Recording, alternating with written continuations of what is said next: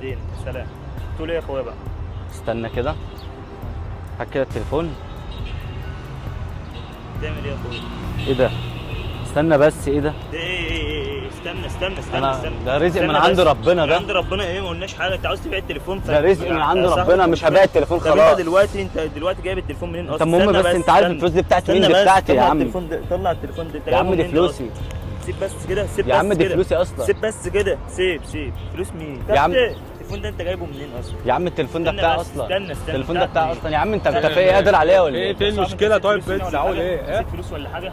لا بتاعتي كان معاه فلوس. ايوه شوف كده يا صاحبي دوت يا عم بتاعتي يا بقول عم لك. استنى أيوة بس كان معاه كده، فلوس. ما تقعدش تزعق بس كام كده. هم؟ دولت فلوس كام؟ ايوه هم؟ يا عم انت كام بتاعتي. هم؟ هات ده مين اللي خدها طيب؟